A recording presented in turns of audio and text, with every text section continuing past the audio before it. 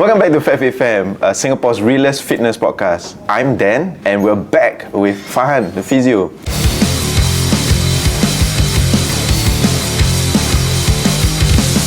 A recap from the previous episode, we talked a lot about what physiotherapy is, how it works together with the doctors and all this kind of thing, and the general population in Singapore. So today I'm actually quite interested to, or rather in this episode, I'm quite interested to ask you more about day-to-day stuff. Okay, so for me personally, what I think about in terms of fitness is that it's a lifestyle. Okay, similar to like when you do your job, when you're at work, your job basically takes up most of your time. Yes. Yeah, essentially. Correct. You spend more time at your work than you do at home. This is generally true for everyone, especially in Singapore, right? When you work overtime or this kind of thing. Yeah. So I myself, I'm a white collar worker. I'm at the office and I'm sitting down probably 8-9 hours. And you know, some people, they work OT. Yes. They sit down for 12 hours in a day. Yeah. Maybe even working from home, some of them also do this as well. Definitely. So what are the key things to take note of as an office worker like myself in the office? Because I hear a lot of like, you cannot sit down for too long, or don't slouch when you sit, or I don't know, like there's this trends of buying the Omni desk, like stand while you work, all this kind of thing. So from a physiotherapist perspective, what do you think? Okay, to start off with, number one, movement is your best friend. So it's never one size fits all, like I said before. Movement depends on how much you move in what intervals. So to be specific to your office workers, per se, your white collar workers, you mentioned that they sit maybe 8 hours a day, 5 to 8 hours a day. I would say every 45 to 60 minutes, get up and move. Go to the water cooler, take your water, take your toilet breaks, move, stretch your arms, stretch your legs, maybe even look to the distance to rest your eyes. I would say this is the basic, most simplest thing you can tell for an office worker. I understand you are busy, you have deadlines to meet, you have emails to reply, but never neglect your health. Your deadlines can wait for maybe a minute or two, but your health doesn't. Right. So, especially, I know of people who work 40 over years doing exactly this. Exactly, so, correct. Right. So it will build up, like, it will build up if you don't do this kind of thing. It will snowball to something, to a point where it's a problem for you. Right now, you may see, it's just a normal ache, it's just normal strain. Yeah, sure, you can ignore it, you can, ego, I don't to address it, right? So once it becomes a problem, it stops you from doing your work. That's when you start to have a lot of other issues. Like you can't do your work, you probably can't go to office, your arm, you can't move your mouse, so on and so forth. In a way, listen to your body and listen what it's telling you before your body decides what it needs for you to do. Right. So, office workers, get up your chair. You can be having an ergonomic chair, you can be having an ergonomic desk, but the best solution is still yourself. The chair can only open the door for you, but it's up to you whether you want to go through that door or not. So move, get up, stretch your legs, maybe even just swing your legs for that matter. Right. As long as you get movement in, you're already better than the people who are just sitting down. So just to tap on that, I myself have an ergonomic chair at home whenever I do my editing and whatnot. So what are your opinions on these ergonomic chairs? Is it all just a what do you call it, like a trend phase, or do they actually help? Ergonomics has been a talk of the town in somewhere around 2010s, 2020s, whether or not we should change, especially during the COVID era. Everybody's at home, work from home. Should I get ergonomic mouse, TV, table, so on and so forth? These companies blew up. Exactly. Your Omni desk, it's not sponsored, not sponsored. No, it's okay. I don't have an Omni desk, so if you want to call me, you know where to find me. I want a table too. Okay, so ergonomic equipment, your mouse, your chairs, even your tables, they do help to a certain extent. But research has proven that it's a low evidence change. It still boils down to you. You can have the best desk, but if you're slouching like this, there's no point of you buying the desk. That's the point. You can have the best mouse, but if you're just keeping your hand there for hours on end, your wrist is going to cramp up. You're going to stiffen up. So movement is still the solution to most office, of not say all office workers, for them to make sure their body is in a lubricated state for that matter. You can have the best equipment, but you don't have the best body, you're still not going to get well.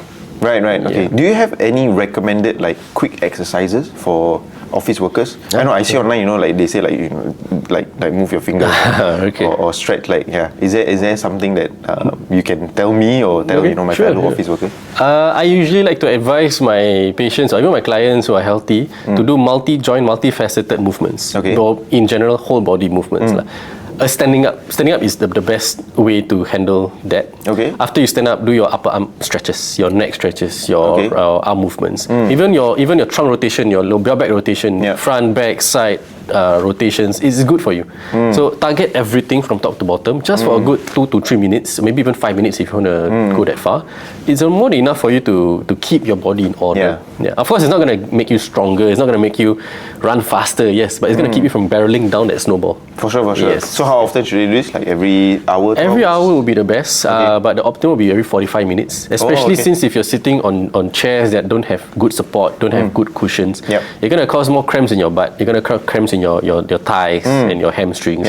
So target 45 to 60 minutes around this area. Play with your time a little bit. If you're in a meeting that lasts for hours, ask for breaks, ask for water breaks, go to the toilet. Everybody pause. 45 minutes. Physio say cannot.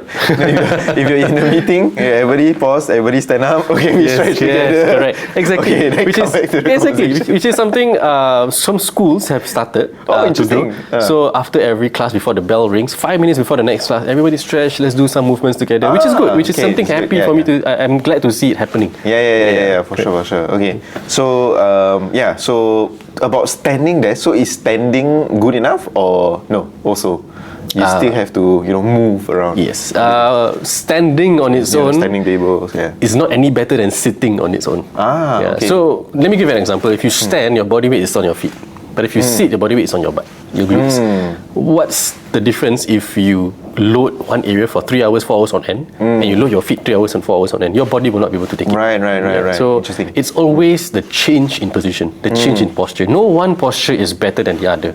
Like you said, something like slouching. Somebody slouch this way, of course, it's not going to be good for the long run. Standing up, sitting up straight this way is not any better if you're going to do it for 3-4 hours on the go. So the movement is the essential part. You can be slouching, you can be sitting up straight. As long as you move from position to position, you're fine. So what are the most or plausible common, I wouldn't say injuries, but like long-term problems as office workers if they don't do these things? So like you say, if they slouch the whole time, So maybe from your experience, when patients come in and say, I have low back problems, is that like the most common things? Yes. So what else? We usually see low back pain for office workers, and they usually present with the same specific history that they come to us. I've been working at an office job for 10, 20 years. I've had this back pain for many years, but I chose to ignore it. Maybe choose some cream, some plasters, just to let it go by. Over time, my plasters don't work, my creams don't work. That's why I'm here. I see. So to them, I say it's a little bit too late, but it's not too late to start. It's too late to rectify it back to 100%, or rather back to what you were in this period of time. But yes, the potential is there to get back to 100%. But it will take some time. Right. So the advice here is, if you are in your 30s or whatever, start now to move more. Move but as much as you can. If you are already in that position, there are some ways to get back into it, right? Okay. It's not the end of the world. You still can come to us. You still can get advice to make sure it doesn't happen again. So the idea I'm trying to put across here is that yes, you may have it, but do you want it for the rest of your life? No, you can still get back to no pain. Okay. So converse to that, or alternate to that, is people who don't sit around every day. People like our abang-abang bomber, firefighters, even our nurses, and all these who work shift hours, police officers also. So to share also, I reservist in police last time, and I sit in a car, or like the police car, for like, I wouldn't say the whole 12 hours shift, but some people really have very long shifts. Yes. So what is your advice for these people who do actually move around, but sometimes they still face these same problems? What do you think? Okay, it all depends on your occupation, because when it comes to blue collar occupations, they are more specific to what they do. So let's take for example your nurses. They're on their feet almost 12 hours a day, or even more when they even when they document on their cows, their computers on wheels. They have to stand and document. Rarely you see hospital nurses that actually document while sitting down. Exactly. So for people who are doing this on their feet all the time, take a break. So take a break, meaning, right, you take a break off your feet, offload the weight on your feet, maybe sit down. Some cases, if you have a lounge, you maybe want to lie down and rest your feet a little bit. Put your feet up in the air. Right. And if you need to, just do your stretches. Like I said on the previous episode, just any stretches will do. Static is better than zero. Right. Dynamic is better than stretching. So whatever you do, as long as you move, you get your feet relaxed, don't overload it too far, too long, too much, you're good.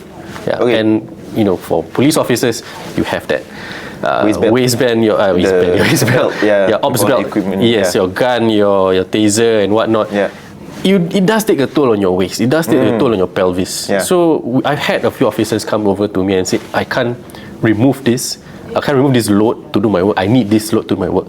So how can I prevent my back pain from coming back? Stretching, movement, offload it as much as you can for maybe a minute or two.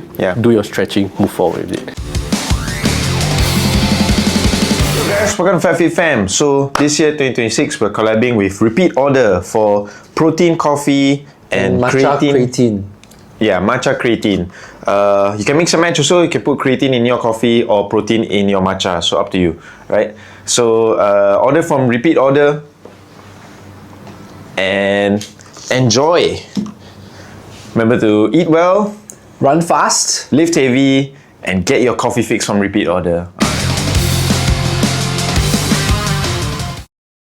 Yeah, but of course strengthening as well, right? Definitely. Because if you heavy strengthen, then you might feel it less. Correct. So yeah. So to touch on strengthening, yes, to prevent something from getting overloaded, you want to improve its endurance. Yes. So when you improve endurance, it's mostly strengthening, endurance strengthening for that matter.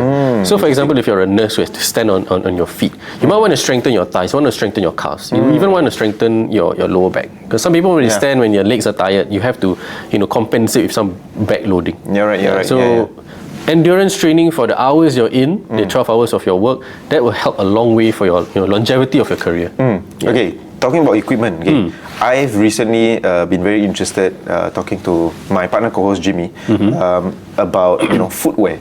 So he's a runner. He runs marathons and whatnot. He's always talking to me about this new Magic Speed 5 or whatever, these new brands of shoes and whatever. So for our day-to-day workers, especially the blue collars, the nurses and whatever, I'm not saying is there a recommended type of shoe to wear, but what do you think about the footwear choices?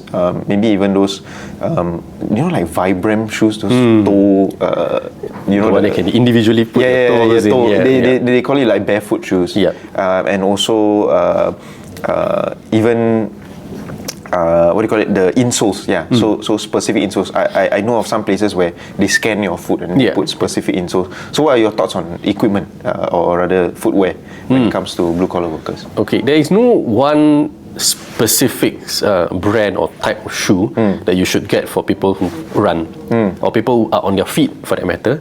It usually follows a set guide of principles. So a few of it will be your toe box. Your toe box of your shoe should not be constricting your for lack of a better word, like your toes and your knuckles of your toes. If it's constricting your toes, your balance is affected. When your balance is affected, higher up the chain, it's going to cause more loading, more compensatory actions. Interesting. So that's, I would say, off the top of my head, that's the first thing you should look for when you buy shoes. Especially for people with a flat foot, especially for people with high arch, or those special conditions where you have diabetic foot, when your foot is of a different shape. So shoes, as long as you're comfortable with it, it doesn't wobble your ankle too much. Like those foam shoes from a specific brand, which I'm not going to say. It's going to work your ankle a lot more. I see. And if it works your ankle a lot more, it will tire your calves, tire your ankles, maybe even use your thighs a little bit more than usual. And that will cause more problems down the road. But conversely, for people who need to wear boots, like your police officers, your firefighters, abang bombers lah, basically. This one, I would say you do not have much of a choice other than the size of your shoe. So some, they like to have it snug so that they can do their daily things here and there easier. Some, they like to have it a little bit looser. I would say find the sweet spot between the two. Or if you need to, insoles, although it's not the best, it does help to alleviate a bit of the weight. But for more information, of course, you can go to your podiatrist, your foot specialist to get more specialized equipment for your feet. Because we do have podiatrists who manufacture or rather tailor the insoles to your feet. Right. Yeah. So you can, your viewers can explore podiatry for that matter. Yeah. Okay, so now we talk about basically the two major people who are working lah. So our blue collars and our white collars. Yeah. But the thing that I wanted to touch on actually in this episode, in fact, I was very excited to talk to a physio about this, is retirement. I think a lot of people, myself also, you want to do fire, you want to retire early. Yes. But my opinion on it is, as much as you want to retire early with a lot of money, right? I think you need to retire early with 100% health. Correct. I always advise our viewers, our audience, that health is your biggest investment. Yeah. So throughout your life, you can work, get promoted, whatever, right? But if your health is terrible, then you're gonna have a terrible retirement. That's right. So for those who are in retirement right now, so what are the advice like you said, I think primarily you mentioned movement, so maybe you can share more how a retired person can design their day around movement. Okay, as mentioned before, you can't neglect your cardiac. On top of your strengthening your cardiac, and I would say specificity to what you do day to day. So if, let's take for example, a elderly 80-year-old who has been white collar all their life and suddenly decides to pick up a hobby, let's say golfing. Yeah, I was about to say pickleball. Pickleball, sure. Let's go for pickleball. So Let's go for pickleball then, since it's an in thing right now, right? Yeah. So for, let's say, 80-year-old starts to pick up pickleball. Yeah. Your pickleball can be intense. It uses the entire body, your trunk, your feet, your arms, even your head for that matter. If you're someone who has not started or have not tried an activity before, start slow. It includes your cardiac, your strength, and your balance. So how do we start from being a working population to a retiree, right? Start at something you know how to do. Okay. Example, your stair climbing, your half squats, maybe even your lunges. If you think you can do this, go for it. Sure. Start small, start slow, and then you can do your cardio. Maybe walk from here to your pickleball stadium or your pickleball courts. I think the thing that I'm trying to encourage my parents to do is like to go hiking. Yeah. So we can do it together on the weekend kind of thing. Let's just go hiking. Go for it. If your parents are strong enough to climb that hill, go for it. Nobody's gonna stop you. So adding on to the retirement point, if you're a person who has already been doing it for years, for donkey years for that matter, retirement is not something new to you, because your life doesn't stop when your work life stops. Retirement is just the next phase of your life, but your body still goes on. Your body still moves. Right. So if you're already doing it for years, go for it, continue. Even push yourself or maintain that function and strengthen, so that you don't just get stronger, you maintain your ability to do that same thing. So two different retiree populations here. One who is fresh off the boat, and one who has been doing it for years. For those who are fresh off the boat, start slow, start small, include all your different aspects of exercises, your strength, your cardio, your balance. If you're not sure how to do all this, come to a physio. We'll teach you how to do these kind of things, tailored based on what you want to do. It's never doing something out of the fun of it. It's just doing something, it's making sure you're doing something for a purpose. And if that purpose is, let's say, to go fishing, to carry your grandkids, to making sure you don't fall, we'll tailor all this based on what you want to do. So let us know, or ask yourself, what do you want to do when you're retired? Think of how you can get back there. If you don't think you can formulate a solution, come to us. We can help you. Interesting. Okay, I just recalled what I wanted to talk about, which is as we get older, I don't know, most Singaporeans want to go travelling, retire. Correct. So, but also talking to those businessmen, businesswomen who fly a lot, right? As they get into planes and whatnot. Is there anything, any advice from a physio as you get to a 12-hour plane ride, Yes. Yeah. How do you not have a back pain when you stand up after the flight, or Very good question, actually. I've been having a lot of my patients coming in. Can I take flights? I'm going to go for to Europe, to America, a 12-hour, 13-hour flights. Yes, you do have to have something going on in the plane. Okay. So the one thing that I would always say, without a doubt, is safety. Okay. Deep vein thrombosis, or short for DVT. For someone whose blood is not circulating as well as it should, this should be a alarm bell for you. Okay. Clots can happen at areas where you don't expect it. Primarily or most commonly your calves. So when clots happen and they go to your lungs, you go to your brain, you go to your heart, you do have a risk of death. Okay. So how to prevent clotting? Blood is made to move. The moment it stagnates, clots happen. So how do you move your blood? You contract your muscles. Okay. So you contract your muscles by doing your ankle pumps, your arm raises, your even just standing up and sitting down in a chair in a plane. Every hour or two, it's good enough for you to last your flight. So Usually, if there's no turbulence, I would tell my patients just walk down the aisle. Your aisle, if it's free, there's no. I mean, your stewardess, not serving anything. Yeah. Go for it. Just walk. Just a trip to the toilet and back is something. good, yeah. It's something. Yeah. If let's say there's not a possibility because you have turbulence, the seatbelt sign is on. Do your ankle pumps. Do your ankle pumps. Your toe raises. Your arm raises. Maybe even just move your neck. As long as it pumps blood from your extremities back to your heart, your blood is flowing. Your risk of DVT is lesser. Yeah. Interesting. Yeah. So back to the point of retirees lah. So fellow retirees, not fellow, I'm not a retiree. Retirees, if you want to take more flights, go and travel the world. Yes, please get up and move around in your flights. If you don't mind, I add on a extra small tiny point. So for those who are going for flights whereby it is maybe Japan or maybe China, where you need to take a lot of walks, a lot of steps. Go for your cardio. Go for your endurance of your walking endurance, because you don't really need to carry things as much as you need to walk. Right. But conversely, if you go to places like Bali, or you want to go for surfing lessons, you may need to balance a bit more. Go for your balance and strengthening. Interesting. Yeah. So you tailor your exercises based on what you want to do. Which is specificity. Yes, that's right. Okay, so thanks a lot for sharing with us all the tips for all the different ranges of Singaporeans that we have, from working all the way to retirement. Okay, so usually, with our guests, we will ask rapid fire questions based on your expertise. So I have some questions prepared. So some of them agree, disagree. You can go ahead, of course, explain as much as you want per question. But if it's one answer, then it's one answer. Okay.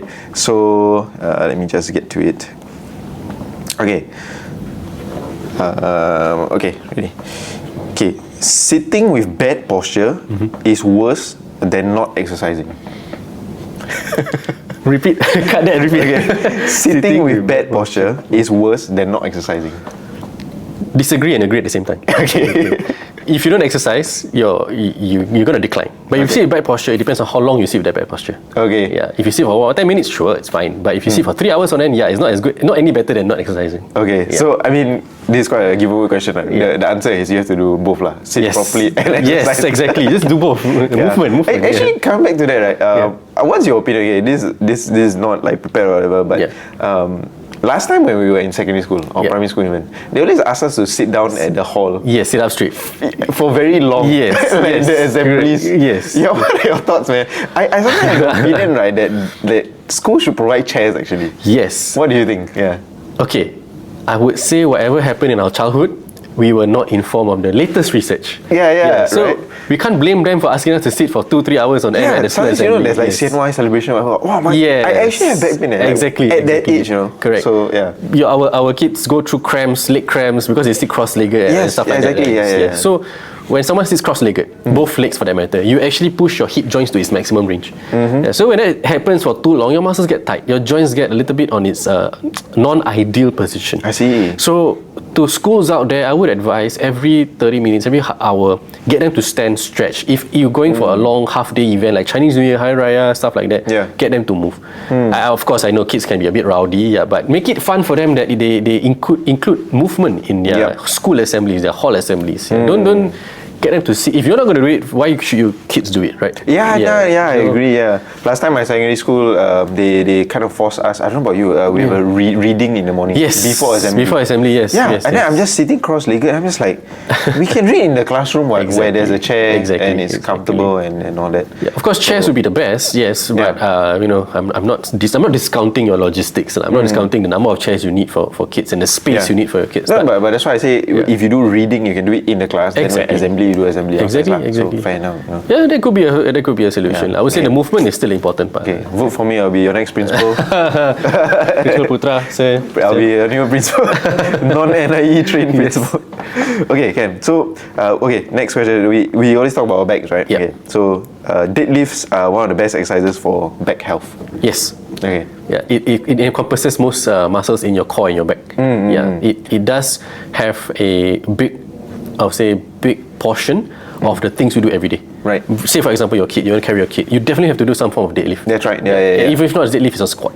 It's a half squat lah. I think even when you want to pick up things from the floor, you want to. Yeah, I actually do sometimes see old people struggle to just bend down and get back up. Yeah, Correct. so Correct. Or they need support to get back up. So I think this independence actually, the strength actually mostly comes from the back. It builds your independence. Yes. Yeah. Correct. Okay. So actually, in our previous episode, we talked about S tier and A tier exercises. Okay? Traditional deadlifts. Okay. This is a bit more training side now. Yeah. Traditional deadlifts actually is a A tier one. Our S tier is actually Romanian deadlifts. What do you think? Depends on your sport. Oh, okay. Depends on your But sport. for day to day, what do you call it? ADLs. Yeah. It doesn't matter. Both works. Any time. Yes, Okay. because your spine is meant to move.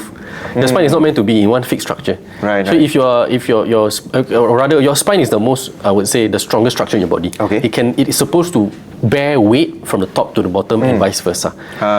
At any angle, as long as it's not too heavy, too stressed, too awkward position, Right. your spine can handle it. I see. Of course, if you're having problems like hernia, of course you're not going to push too much lah. But if your spine is perfectly healthy, push it to your tolerable limits, but not to the point where it's failure. Right. Yeah, so if you do Romanian, you do Bulgarian, you do just a normal sumo, deadlift, sumo. As long as your body can take it, go for it. But listen to your body. If your body starts to say, "Hey, this is not something you can do," stop. Right. Yeah. Okay. That's good advice. Okay. Next one. Oh, so interesting. Okay. Context first. In my opinion, there are more runners in Singapore than there are people who go to the gym. Okay. You can see from marathons and this kind of thing. And in fact, when you go to CCAB, PE, SEB, every evening, it's so freaking crowded. Yes. Even I also run at, like, let's say MBS, very nice place to run. A lot of runners, running clubs left and right. Yes. Okay. So running damages your knees long term. No. Disagree. No? Okay. No. Unless you're running wrongly. Okay. Yes. So what is running wrong? Okay. It's a very big umbrella to say you're running wrongly. We call it patellofemoral pain syndrome, or in English it's called runner's knee. It's never a one size fits all, like I said before. Running has a whole different ball game altogether. You're doing a impact movement, you're doing a loading movement. Some people are torsioning their knee left and right. Some people are loading your glutes more than their thighs. There's a whole list of factors that you have to consider before you classify, hey, you're running wrongly. Some people have been running that way since their childhood. Exactly. That is their normal. Yeah. What is their normal is not your normal. Exactly. Yeah. So this one, it's very hard for me to do a rapid fire yes or no, because you have to come to us for an assessment, which is where physiotherapy is its specialization. We see what's wrong with you in terms of your movement, we correct it and see if it makes you feel better. So like you mentioned, if it's like normal DOMs, you can probably but if it's sharp pains while you're running, like for example your knee, maybe your IT band, maybe your back also. So these are the things that they need to take note of and get it checked. Get it checked. Yes. Stop and get it checked before you continue, right? Yeah, that's right. Okay, interesting. Okay, this one is my personal like top advice lah. Okay, I say walking is the best cardio. I disagree. Okay, like I said before that if you reach a plateau, there's no next step for you if you keep doing the same thing. So doing the same thing over and over again, expecting different results, is insanity. Okay. So if you've been walking for years, let's say from here to the MRT, there's no kick for you. It means that's too little. I see. But for a person who has not been walking for years and suddenly they choose to walk, that is Mount Everest for them. Right. So walking, I wouldn't say it's never enough. It's not enough if you're a healthy individual. It is enough if you are an elderly facing medical problems, facing cardiac problems, facing knee pain, so on and so on and so forth. Yes, then walking is enough for you. But for those who are like our parents, you and me, healthy individuals, please go and jog at least. Go and run. If you can't do running, at least do a brisk walk. Right. Go to places where it doesn't feel like a chore. It feels like an activity with your family. Right. Do it something that gets you moving. Right. Yeah. So basically increase the challenge to it, like either elevation, correct, or stair climbing. Or pace. Stair climbing would be another option. Yeah. Okay.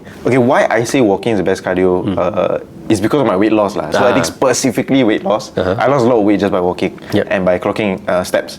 And I think that's one thing the government is kind of encouraging also, right? They give you Fitbits and free Fitbits, and they give you HPB vouchers if you clock X amount of steps and whatever. And so I thought that generally the government is also moving to this. Yes, definitely. But I do of course encourage to continue walking lah. Not Yeah, saying of course. walking is bad. Yes. So yeah, it's a struggle that I'm always trying to get my parents to, you know. So touching on that point where you mentioned weight loss, yes, for people who are weight loss, generally they're not on the healthier side per se, not to insult anybody lah, but they're not on the healthier end of the spectrum. Yes, these people for walking, it could be a chore, it could be a intensity the exercise for challenge, you. Yes, the so challenge is there. I wouldn't say it's wrong for you to do cardiac walking, but because once you reach, let's say, your maximum potential, you shouldn't be doing walking still. Right, So, for you example, should upgrade lah, yes, in a upgrade way. your exercise intensity. You move to push yourself to, more towards your limits, Right. so that the weight or the mass you burn is optimum. It's not just stagnant there. Okay. Because fats are the last to burn. Right. So you burn your carbs first, your sugar, then your muscles, then your fats. Yeah, it takes more than just walking to burn this part. Yeah, so True, yeah. don't waste your energy, don't waste your effort. Go for it, go for more. Okay. Yeah. Okay. Massage guns are actually useful for recovery. No. Yes, Oh, yes interesting. and no. Yes and no per se. Okay. You've seen businesses doing this as their marketing strategy. Okay. I would say it is a short-term relief, but very passive. Very, very passive. Interesting. So, for someone like a sports... Sorry. Can I lump massage chairs and massage guns together? Is this the same answer for both? You can lump in the same category, but not the same target. So Okay. massage chairs, they target mostly the whole body, and it's mostly the back. Oh, okay. Yeah, they never Yes. target anything in front. True. So massage gun is specific to the point, Area. the area. Okay. So it's more, I would say, what you want to recover. Answering your question whether it's good or not good, it's really never a one size fits all. You have to have something with it. So let's say for a soccer person, a person who just finished soccer, yes, your muscles are tight. Yep. You have nobody to help you stretch, or rather, you're not in that state of fitness to stretch yet. Go for it. Go for your massage gun, but never leave it at that. So go do for something more. After you stretch it out, go do your dynamic stretching, your loading, just to make sure it doesn't happen again. But massage gun on its own, no. Massage gun with other things, yeah, sure, go for it. Nothing's going to stop you. Yeah, there's a reason why it's made in the first place. Yeah. Yeah. To adjacent to this, also in my gym, they also provide this. Not provide lah, but you can use the. I don't know this leg. Have you seen this before? Leg It pump, covers the whole leg. Yeah, the leg pump. I don't know. Like I think it pressurizes. It squeezes your feet, right? Yeah. Similar. Is it? Similar. Because similar to your massage chair. Correct, right? correct. Same. It's more of a generalized region, generalized muscle group. It also pumps your blood a bit better. So your lactic buildup, your lactic acid buildup, your muscle tightness. It's something similar to a one size fits all for your recovery. But once you recover, you're not going to stop there. You're going to do something else still. Stretch, strength, stretch, do a bit of cardio. Yeah.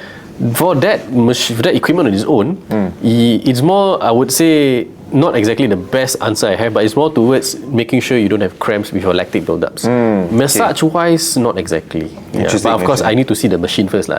Okay, yeah. Okay, next one. Hydrotherapy, or working out, not working out in the water lah, but movement in the water. Aquatherapy, yeah? Yeah, aquatherapy is the best tools that physios go to. Yes and no. Okay. So it could be the best if your patient cannot handle body weight. Because in the water, the theory is you're slightly lighter, and Okay. although you have a water resistance on you, your movement is slightly more fluid. So you are sort of offloaded per se. Yeah.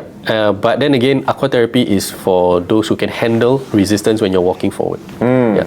For sports-wise, aquatherapy will not, or rather is not usually our go-to, because we want them to be at optimum specific functions. Okay. Unless they're swimmers, unless they're water polo players, of course we're going to throw them in the water. Yeah. But for runners, you're not going to run in the water, you're going to run in the ground. So why do we train in the water? We just train in the ground lah.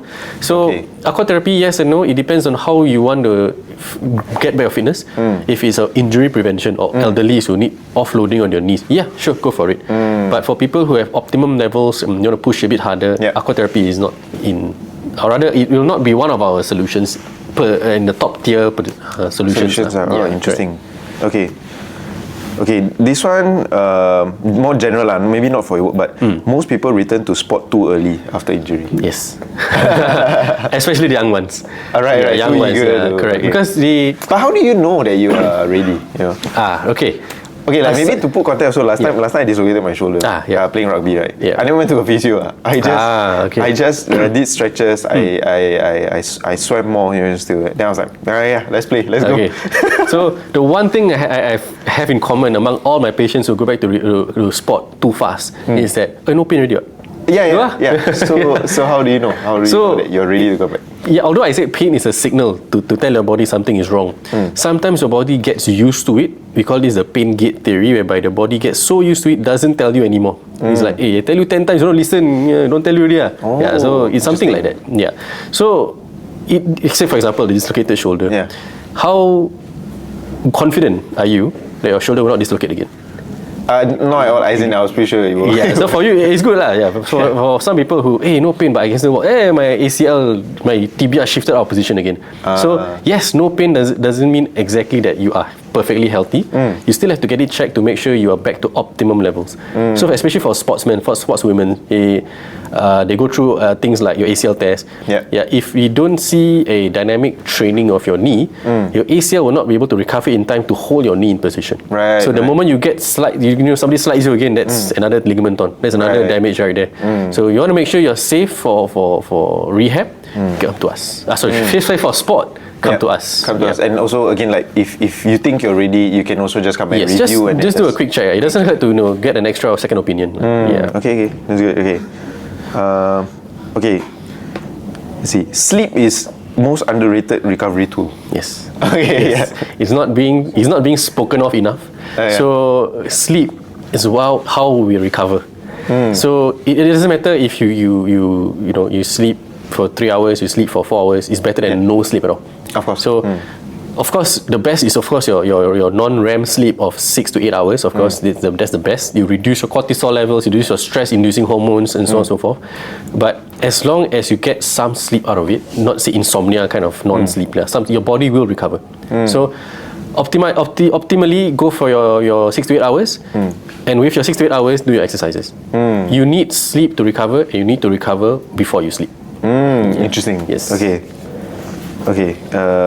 Okay, this one controversial. Not controversial, but six-pack actually doesn't mean anything for functionality. Agree. Ego. Okay. Although yes, six-pack does show that you have muscles, it doesn't mean you're the strongest. So I don't know if you heard of this online thing that say you may have a six-pack but your skinny arms, right? There's no point. So it just means your fat level at your core and abdomen area is little. But doesn't mean that somebody who has a beer belly does not have a six-pack. So abdominal muscles are always there, but how toned are those muscles are a different story. So commonly we see that people who go to gym who have six-pack is because they burn fats already. So they don't have the fats to show that over there. But for dad bods, for dads like you and me, we don't really go to the gym as often as bodybuilders, or we don't load as much as bodybuilders. So our fats are still there. But that doesn't mean we don't have six-pack. Because if we don't have a six-pack, we can't be doing our crunches, we can't be doing our sit-ups, IPPT, your training. So we do have, just not shown our family pack. Okay. You must stretch every day to stay injury-free. Not per se.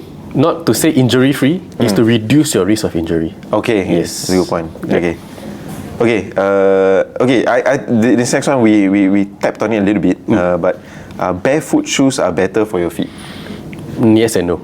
So I think it's tapping more about how comfortable are your feet in the environment that you're in. Because our feet is not meant to step on concrete. So naturally we have to use shoes to simulate a natural foot walking. Of course, if you're running on grass patch, mud, and on those natural surfaces, if you want to use those Vibram shoes, right? Toe fitting shoes. I would say if it doesn't cause permanent, or rather it doesn't cause pain or discomfort down the road, you're okay to use it. But the moment you start to feel something, something's not right, something's off. Get it. Get a physio to check. Get a podiatrist to check. Is this the best shoe for you?